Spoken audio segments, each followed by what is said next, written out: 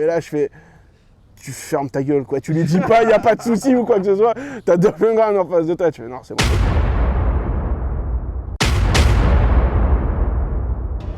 Alors, pourquoi ta compagnie vidéo? En fait, j'ai travaillé, je viens de la distribution. Je travaillais dans une boîte qui s'appelle toujours d'ailleurs, qui s'appelle Pretty Pictures. Voilà, qui est spécialisée dans pas mal de films plutôt indés, plutôt arty, etc. Mais qui ont fait quand même pas mal de films coréens. J'étais programmateur, je m'occupais en fait de la programmation, après je m'occupe aussi de la facturation client, compta client. Puis je suis parti après dans la vidéo également là-bas, donc dans la section vidéo, et on avait fait un dernier film qui s'appelle Borg McEnroe, donc avec Shia LaBeouf et Zverin Nasson. Et puis j'ai vu en fait toute l'élaboration, puisque moi je suis arrivé là-bas juste avant la sortie ciné de ce film-là. Puis ensuite, une fois qu'on a fait la sortie ciné, il a fallu s'occuper de l'édition DVD, Blu-ray, etc. Et donc déjà, j'ai un petit visu sur le monde de l'édition vidéo. Ensuite, donc il y a eu le confinement. Et puis déjà, je commençais à réfléchir. Je me suis dit, punaise, c'est vrai que éditeur vidéo, ce serait pas mal. Le cinéma, c'est quelque chose que tu aimes. Faire découvrir des films, c'est ce que tu as fait toute ta vie. Parce que moi, quand j'étais à la fac, au lycée, etc., au collège même, moi, je prêtais je prêtais des DVD à mes potes, je faisais découvrir des films, etc. Donc en fait, ça a toujours été quelque chose qui est en moi depuis ma plus tendre enfance, quoi. And you go in pieces. Aujourd'hui, le cinéma, c'est un milieu un peu compliqué, difficile de se faire remarquer quand tu écris un scénario, quand tu essayes de faire financer un film, etc. Donc je me suis dit, vas-y, lance-toi dans quelque chose qui te met au moins un pied à l'étrier. Et donc du coup, voilà, je suis allé voir des éditeurs qui sont aujourd'hui devenus mes amis, vraiment mes amis proches, puisqu'on se voit très régulièrement. Donc c'est Le Chat qui fume, Stéphane Bouillet. Qui sont aussi Voilà, et Philippe Blanc, et Stéphane en fait m'a accueilli les bras grands ouverts et m'a filé pas mal de petits tuyaux.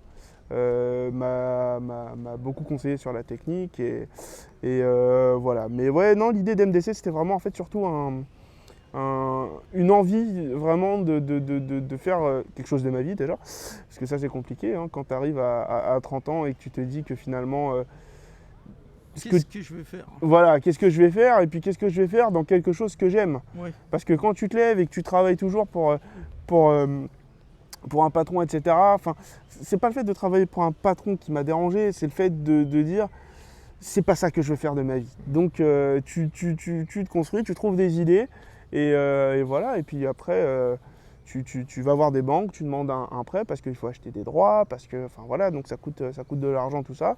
Et puis tu te fais encourager par ta famille, tu parles de ton projet, etc. Et puis les choses se sont faites assez rapidement quand même. Ça, voilà. Donc tu étais collectionneur de DVD Blu-ray avant? Je le suis toujours. Ouais, toujours, d'accord. C'est bon, c'est ça qui t'a Un peu poussé vers le moins. média physique. Voilà, en fait. c'est ça exactement. Un peu moins quand même depuis. En fait, moi, je collectionne les DVD depuis l'âge de 10 ans. Je crois que mon premier DVD, c'était Fantasia 2000, le Disney. Ouais. Et puis, par la suite, en fait, je suis parti sur... bon, il y a eu le James Bond aussi, c'était Le Monde ne suffit pas à cette époque-là, etc. Mais voilà, c'est-à-dire que chaque cadeau d'anniversaire, chaque demande, mes amis, etc., c'était un DVD. Puis ensuite, il y a eu le Blu-ray. Ensuite, j'ai commencé à travailler. Il y a eu le Blu-ray 4K. Et en fait, du coup, maintenant, j'ai vraiment une collection de supports physiques. Mais ouais, je soutiens, moi, bien évidemment, le support physique. C'est pour ça aussi que je fais ce métier. C'est que je pense que...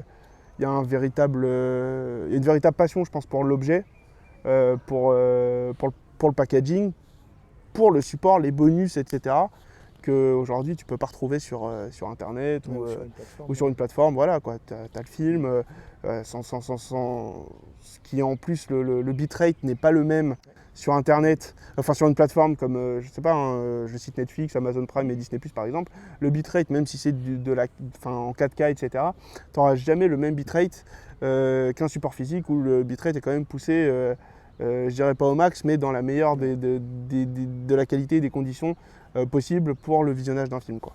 Voilà, et surtout tu contrôles, c'est-à-dire que tu n'es pas dépendant de la qualité de l'internet du spectateur. Exactement. Tu lui offres la meilleure qualité en fonction de sa télévision en fait. Exactement. Pourquoi ce nom de compagnie? MDC, ça veut dire quoi? Bah, en fait, c'était quelque chose qui me tenait à cœur. Je donnerai pas la raison aujourd'hui, mais Tu veux pas nous le dire là? mais non, c'est quelque chose en fait de personnel, vraiment de personnel. Voilà, c'est un nom comme un autre, mais il y a un petit bonus dans Dark Angel où Dolph Lundgren a essayé de décrypter MDC, c'était marrant. Ah d'accord. Vous verrez. Jack Kane, a cop who does things his own way. Alors justement, donc tu démarres avec 2 films. Dark Angel, donc avec Dolph Lundgren, et puis Exterminator 2. Alors, ces 2 films-là, ils correspondaient à quelque chose de particulier pour toi? Pourquoi ces 2 films-là? Hey, what? Are you crazy?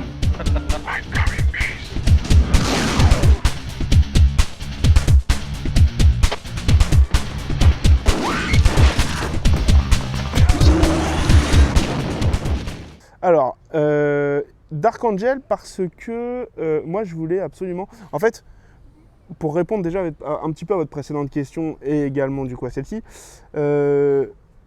c'est-à-dire que j'ai pas choisi MDC au hasard. MDC en effet ça représente quelque chose pour moi, mais également tout ce qui comporte son logo. C'est-à-dire l'animal, les noms, les chiffres, etc. Jusqu'au détail près. Et je voulais un film qui soit mon premier film, qui soit un film qui date de mon année de naissance. Donc Dark Angel date de 1990, je suis né en 1990 et je me suis dit voilà il me faut un film comme ça, et Dark Angel c'est un film que bien évidemment j'adore, que je défends mes corps et âme, voilà, parce que c'est un film qui est pour moi exceptionnel. C'est quand même un film réalisé par Craig Baxley qui est un cascadeur hors norme à Hollywood et qui vient d'une famille de cascadeurs hors norme et qui a fait un film avec des véritables explosions, un film avec des vraies cascades, un film pour moi qui est authentique.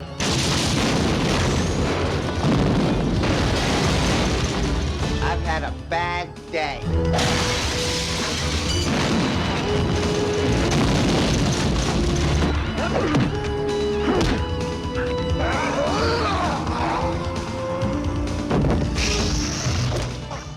C'est-à-dire que dès que j'ai vu qu'il était disponible, j'ai fait je le veux.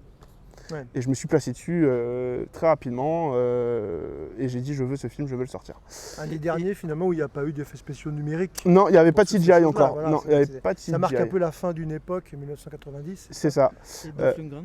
Et Dolph Lundgren aussi, parce que bien évidemment, moi je fais partie de cette génération encore, c'est pas la nouvelle génération, je fais la génération je pense d'avant, qui a grandi avec en fait ces gros muscles, quoi. Donc moi je voue un culte pour Sylvester Stallone, j'adore Arnold Schwarzenegger, et j'adore Dolph Lundgren parce que Dolph Lundgren c'est aussi quelqu'un qui a une certaine, comment dire, il me touche, quoi. Tu vois, il a quelque chose de touchant dans son physique, dans sa manière de jouer, etc. Même quand il joue Drago dans Rocky IV, il est...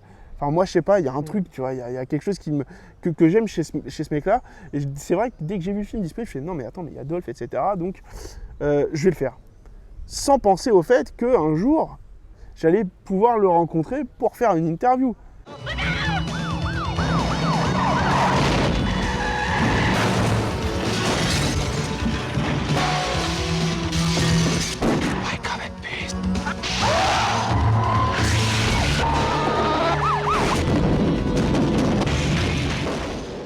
Parce qu'on a quand même interviewé Dolph Lundgren pour avoir un bonus de 22 minutes où il parle du film, où il parle de son expérience, où il parle des cascades, où il parle de plein de choses.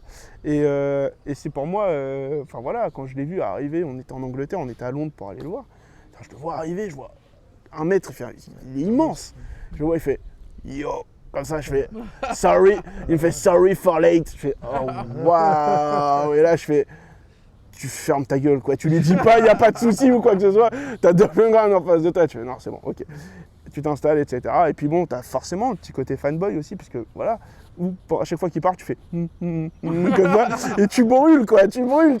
Et voilà, non, c'était vraiment une super expérience. Et je remercierai jamais assez Jérémy Damoiseau, donc qui est en France, je pense, même dans le monde d'ailleurs, le spécialiste, ouais, son biographe, son spécialiste, qui a écrit un bouquin d'ailleurs super sur The Punisher, et qui justement m'a vraiment aidé sur cette édition-là. C'est-à-dire que sans Jérémy Damoiseau, j'aurais jamais eu un bonus, une rencontre avec Dolph Lundgren. On a quand même un bonus avec Mark Irwin, le chef-op. Bonus anthologique pour tous ceux qui veulent faire qui s'intéressent à l'image ou quoi que ce soit, et à la technique, parce que pour le coup, c'est un bonus hyper technique.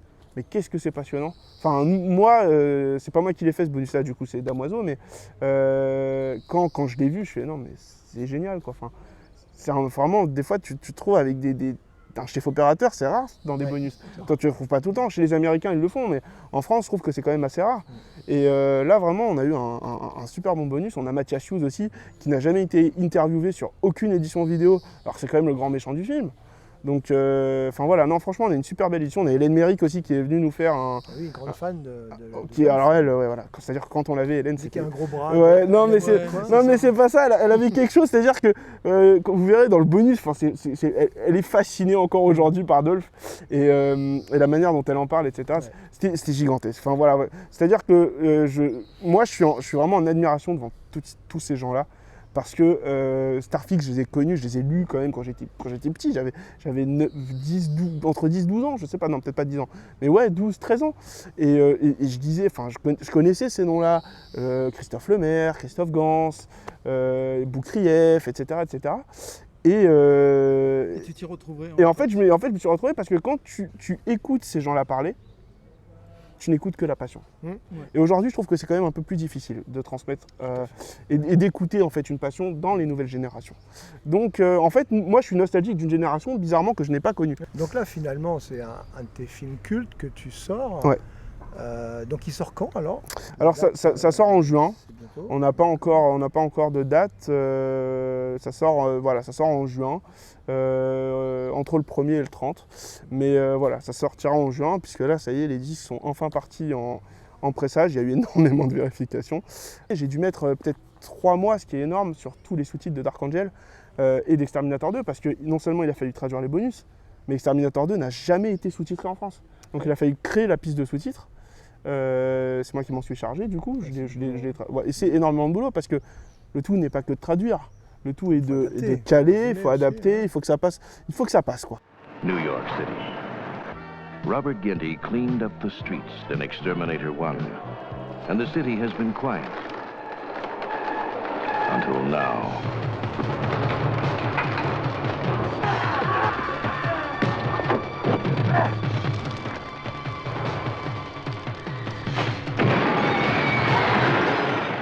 Et ce qui est assez fort, c'est qu'à l'époque, on faisait pas des doublages, je pense, à la chaîne.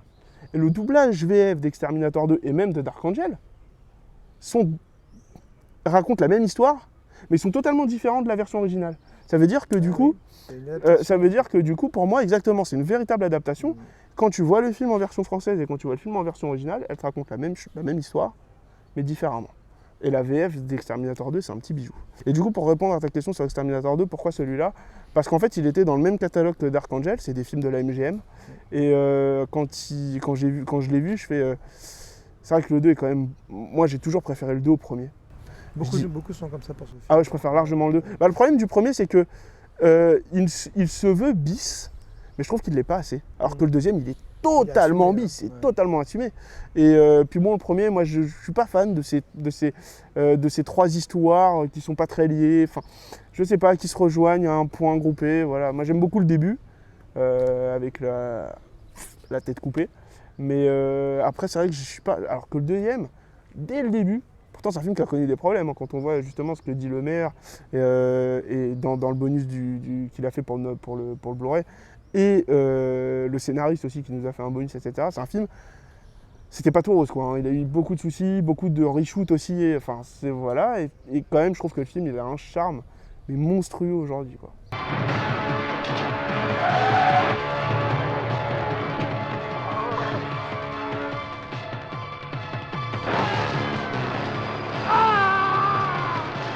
Just innocent people getting hurt. Tu vois plus ce genre de film aujourd'hui. C'est des films qui conservent et qui gardent un charme, qu'aujourd'hui tu ne retrouves pas. Et moi, c'est pour ça que je les aime, c'est pour ça que je les veux, c'est pour ça que je les défends. Et donc Exterminator 2, ça fait pas bizarre de sortir un 2 sans avoir sorti le 1? Au niveau commercial, t'as pas un peu d'appréhension? Non. C'est des films qui sont vraiment Pour moi, séparés, en fait, quoi. Mais... ouais, ils sont séparés. C'est-à-dire que pour moi, tu peux voir le 2 sans avoir vu le premier. Voilà. Surtout qu'en plus, c'était l'époque, tu sais, où Canon rachetait, Oui. ils rachetaient des franchises. Des catalogues. Ils font jamais le premier, et puis ils font toujours Mhm. les suites. Superman 4, c'est eux, alors que c'était Warner sur les 3 premiers. C'est vrai. Donc, Death Wish. Death Wish, ils ont racheté à partir du deuxième, je crois. 3. Deuxième ou troisième, je sais plus. ouais. Oui, donc ils ont racheté des licences. Et quand ils achètent Exterminator 2, c'était Menachem Golan à l'époque, et son cousin Yoram Globus, ils n'ont jamais été vraiment fans de la version de Mark Buntsman. Ce qui fait qu'en fait, il y a 40 minutes en fait, de Buntsman dans le film, et le reste c'est William Sachs, qui est le réalisateur de seconde équipe, qui a réalisé la suite. Et c'est énorme. Le premier c'était James Glickenhaus. Et le premier c'était James Glickenhaus, mais produit par Buntsman. C'est-à-dire que Buntsman en fait était déjà producteur du premier. Son père lui avait filé des ronds et du coup en fait et ensuite il l'a racheté, il l'a fait financer directement chez la Canon, chez Canon Film, et il a fait la suite, mais en plus en s'improvisant réalisateur. Donc c'est ça qui était marrant, sauf qu'il y connaissait absolument rien. Mais c'est pour ça qu'il y a ce charme-là dans Exterminator 2. Enfin, Ouais. voilà. Et donc, alors, sorti, c'est un combo DVD Blu-ray Ce sera un combo, c'est un digipack, D'accord. format Blu-ray pour les justement. deux, pareil. même Pour les deux, ouais. format. Blu-ray, DVD en effet, ouais. Donc Blu-ray avec plein de bonus, DVD avec juste le film en version française et version originale sous-titrée, D'accord. et la bande-annonce. Et le tirage, alors 1000 exemplaires, 1000 exemplaires de chaque. édition limitée.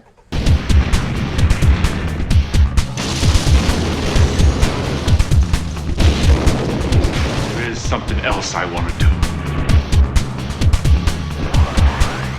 D'accord. Et après, on les trouvera où? Alors, il y a un site web où on peut les acheter? Alors oui, il y a le site web mdcfilm.myshopify.com où on peut les acheter en effet. Donc il y a un pack préférentiel pour les deux et vendu à l'unité.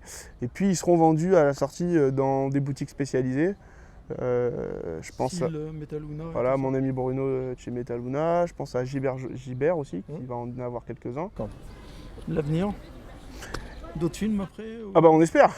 Il faut quoi. Ah bah voilà, non, j'espère réellement en faire d'autres. J'ai déjà des petits... Il n'y en a pas encore hein, pour le moment, il n'y a pas de... T'as pas de titre bloqué? Il n'y a rien qui a été signé, rien qui a été bloqué, mais j'ai des idées. Voilà. D'accord. Et je regarde un petit peu Ouais. partout. Donc, Et on voilà. restera, tu penses, dans les années 90? C'est un peu ton terrain de chasse, tu penses? Alors le cinéma, la série B, le cinéma bis, clairement, ouais, c'est quelque chose que Ouais. j'adore, mais il y a aussi des films qui sont oubliés ou... Enfin voilà, là il y en a un que je guette, qui est passé un petit peu inaperçu, dont on a peu parlé, mais d'un réalisateur très connu. Et j'espère que je l'aurai parce que c'est un film que moi personnellement j'adore. C'est un premier film de réalisateur aussi et qui mériterait en fait une véritable sortie en Blu-ray en France quoi. D'accord. Il n'était pas sorti en Blu-ray, il était sorti en DVD uniquement. Alors comment tu perçois le marché, ce qu'on appelait de la vidéo physique, on va dire DVD, Blu-ray, 4K, attendu qu'on a l'impression qu'il y a de moins en moins de clients, de plus en plus de produits à vendre. Avec, je dirais, une multiplication des éditeurs, ce qui est un bonheur pour les collectionneurs comme nous. On a vu que Frénésie arrive aussi quasiment en même temps que toi. Il y a déjà les institutions, Artus Film, Shaky Film, Ecstasy of Film, Ils sont déjà bien implantés. etc. ESC qui distribue beaucoup de choses aussi. Comment tu perçois ce marché du... Moi en tous les cas, je suis là, je propose mes films. J'espère évidemment que ça marche puisque c'est mon métier. Donc c'est le métier que j'ai choisi, donc ça veut dire que j'espère quand même que ça marchera un minimum pour moi, pour que je puisse en vivre et proposer d'autres titres par la suite, c'est-à-dire faire tourner quand même une petite collection, etc. Maintenant, par rapport au marché, je pense qu'il y a toujours des gens qui ne passeront pas au dématérialisé. Voilà. Ou que s'ils le passent, privilégieront toujours le format physique et le support physique. Parce que c'est quand même quelque chose, comme je le disais, que tu ne retrouveras pas sur Internet. Les bonus, les exclusivités qu'il y a sur un disque, tu ne les retrouveras jamais sur Internet ou sur une plateforme de streaming. Ou voilà, tu n'auras jamais tout ça. Donc moi, si tu veux, ce qui m'intéresse réellement, c'est... évidemment, j'ai fait une étude de marché aussi avant de me lancer. Mais il y aura toujours des passionnés, il y a toujours des acheteurs, il y a toujours des gens qui sont intéressés dans tous les cas par ce type de film, par ce type de produit et par et par le fait d'avoir de l'exclusivité.